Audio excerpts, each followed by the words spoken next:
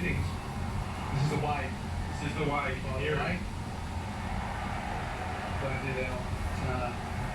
Throwing stuff in the air. It's a good house tonight. More here tonight than for Australia London last night.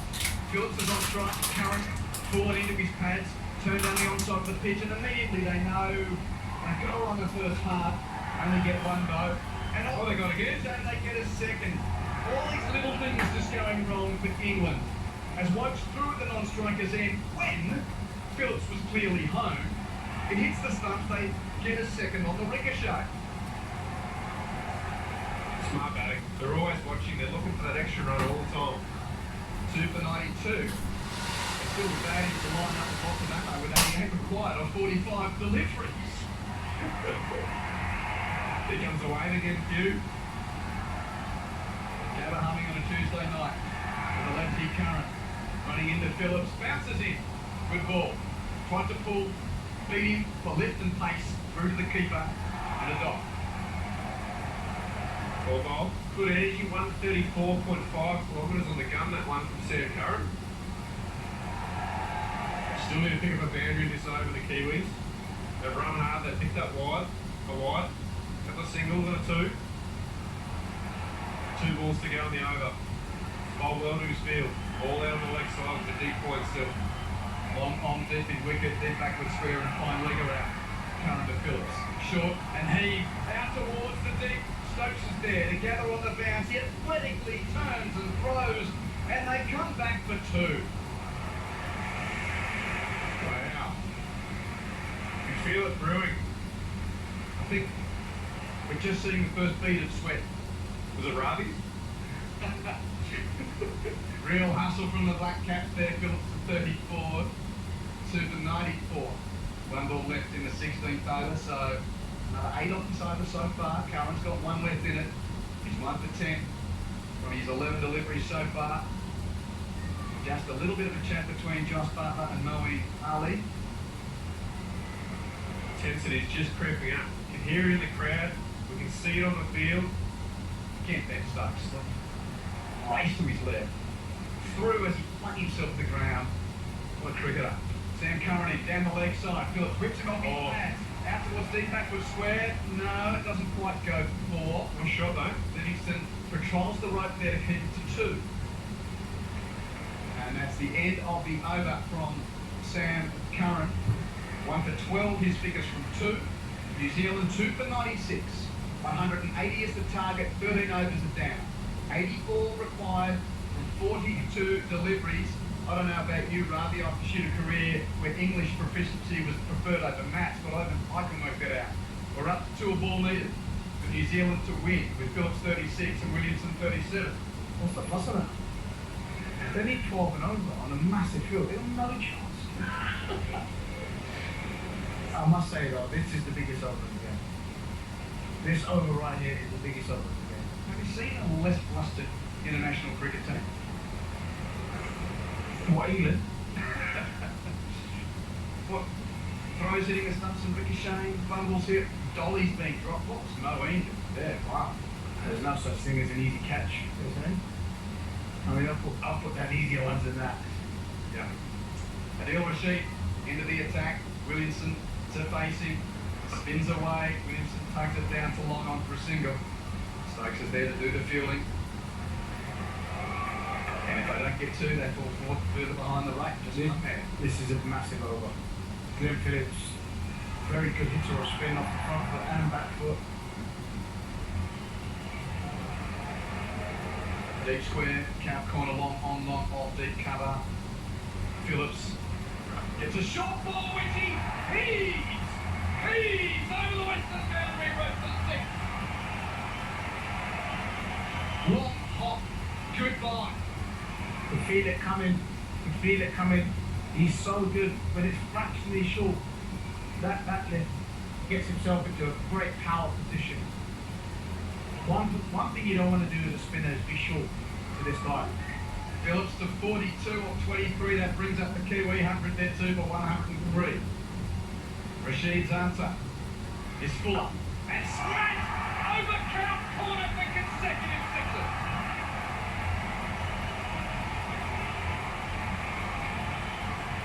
Glenn Phillips is putting on another show for the Black Caps. There's the 12 and over required 2 hits. They took one off the first as well. 3 balls, 13 runs, 2 for 109. Phillips to 48 from 24. I'd like to see Rashid go slow and wide here, move his extra cover man into a point region, bring his deep cover out, keep extra cover, and throw it slow and wide, and ask him to go over the offside. It's a massive boundary out there. If he wants to take on the man over the offside, good luck to him, but maybe stay away from the stumps for now to Phillips. I mean, risk and reward. Rashid hit for 2 sixes in a row. Balls flat outside the off stump, cut by Phillips. He's running the first hard. He's in. He's out from the non-strikers. Steaming back to the strikers end for 2. The throw goes beyond the non-strikers end, back up though, and it's just a couple. And all of a sudden the Black Caps have hit go.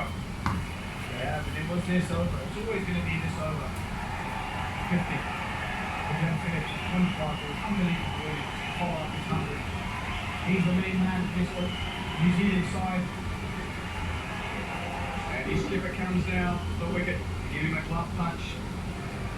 Fresh off 104 from just 64 deliveries against Sri Lanka. Glenn Phillips follows up with an unbeaten 50 at 2 a ball. 50 from 25, 2 for 111, 69 off 38. Rashid bowls to him, he strokes it down the offside. Again, Williamson in and out, running to the danger end. He doesn't come back for 2, so just 1 for Phillips there. As Rook tracks around the rope to do the fielding. What can Williamson do here? He's got to back it up. There's no good him throwing that one ball up the other end while Phillips is doing all the hitting. 16 off the over. Last ball of it, Rashid bowling to Williamson, who's happy to step deep in his crease, take 1, 2, count corner, and just the 1 as Livingston does the fielding. Got a good over from New Zealand. And they just lowered the run rate to a tick over 11 required for over now. Adil Rashid, number 33 from 4 overs. His spell is done. And New Zealand 2 for 113, netting 180 to win. Phillips 51 of 26, Williamson 39 of 38. Quinton Hull and Ravi Vapara with him. The cap has really come alive. Better atmosphere here tonight than there was for the Australian Island game last night. I know he got 2 better teams playing, that's why. How many did we get off that over then? How many was scored? 17. 17. So that's a big over in Costa's game. I mean, that's the over that gets you back into the...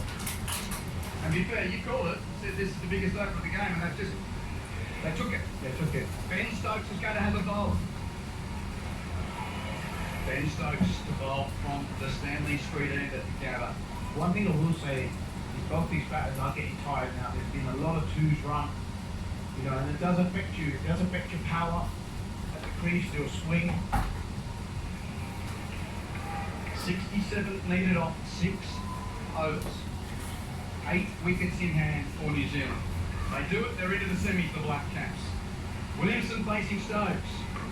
Change of pace, chop down, and a quick single taken to cover. Well, at the moment, it seems pretty forthright, unless it's a really average delivery. Williamson is going to get his 1s or 2s and try and get Glenn Phillips on strike. Yeah, I don't know if that's the right option. I think Williamson, who's faced most of the delivery, should be set. He's got the opportunity to score down. The mid-off was up for him there. Ball was in the slot for him to go there, but he's got to pick up his pace there. I don't think one ball is going to win it. Got to go to both ends. Deep backward point. Long off, long on. Deep mid wicket. Deep backward square. For the plundering blade of the in-form Black Cap, Glenn Phillips. And Ben Stokes running in. Phillips tapping away. Short, pull, 4. Over the top of short fly leg, races to the run. Phillips moves to 55 from 27. New Zealand 2 for 118. Keep finding a way, Phillips. Keep finding a way of scoring a boundary. I'd imagine now it's going to be a slow ball from Stokes. Run rate required below 11. No real change to the field. Stokes will try again. Phillips is waiting. Full outside the off stump, driven on the butt, but straight to cover, and there's no run this time. Good length from Ben Stokes. Yeah, slow ball. Ben Phillips. Only played the 3 games in the IPL for the Rajasthan Royals. You reckon there won't be some contracts coming his way after this tournament he's having? Stokes bowls quick. Sets for the ramp, doesn't really get it. Toe ends, gets a single to Rashid doing the fielding at short third. I'm pretty sure that he won't miss out on the IPL deal. I mean, he was a bargain the year before, and I think for the next few years he will be playing a lot of league cricket and doing well. He does well everywhere he goes. CPL, he does well in the T20 block. 2 for 119, 61 needed off 32 balls. Williamson faces Stokes. Gives himself room. Cuts it straight to Al Rashid. He's caught. He's out. Williamson goes. Stokes gets a vital breakthrough for England. The Kiwi skipper perishes for a run of ball 40. The partnership has broken, and New Zealand now 3 for 119 with the ball left in the 15th over. It's hard to know exactly whether it's a good thing for New Zealand or not. It just means they can send in guys who are a bit more powerful, can find the boundary more often than Kane Williamson. Nevertheless, a wicket always does bring the run rate down, or the scoring rate down. But because the game is so short now, there's only 5 overs to go after this one. They only need to keep that scoring rate up for a short period. Jimmy Nation's the next man for New Zealand. 61 needed off 31 deliveries, and we're getting some dramatic slow-mos. I'd say their pitches during this tournament have been excellent. And Ben Stokes pumping his fist, and Kane Williamson reaping his head back. They've really done some great stuff, showing all the emotion of the cricketers and the fans on this balmy Tuesday night, cup night here in Australia. And 2 of our fiercest rivals, Al as an Aussie, putting on a good show here, Ravi. Huge stakes for both teams. England, well, you have to say, in all reality, need to win to stay alive. New Zealand, if they win this, they're into the semis yet again. And now it's Neesham, the fresh man, the left-hander, to face Stokes with 1 ball left in the 15th over. Neesham with the open stance. Stokes around the wicket. Neesham pulls brilliantly for 4. What a shot first ball. Just a little short. And he heaved it from outside the off stump out to the western side of the field. And a wicket and 10 runs in the over. A wicket and 10 runs in the over. Phillips 56 off 29. Neesham 4 from 1. But that's the boundaries they need. I mean, Kane Williamson was just not finding the boundary. And he's come in first ball and hit it 4. You're looking shaky. I better get some UK help. Here comes Agnes. On your radio, on the ABC News, or digital at ABC5 Sports Australia.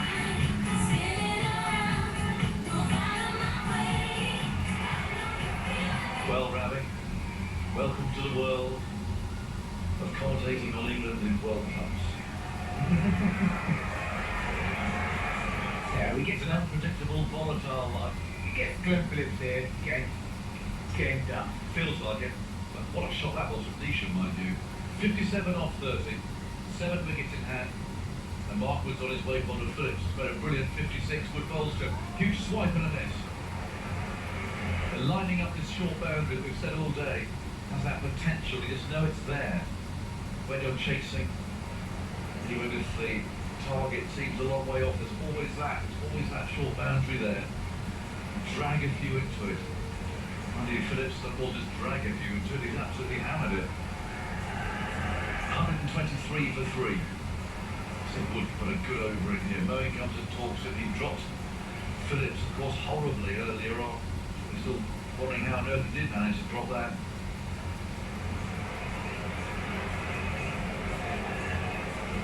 running in his eye, mowing rather tenderly, is sorting it out for him. It's got a bug of some sort.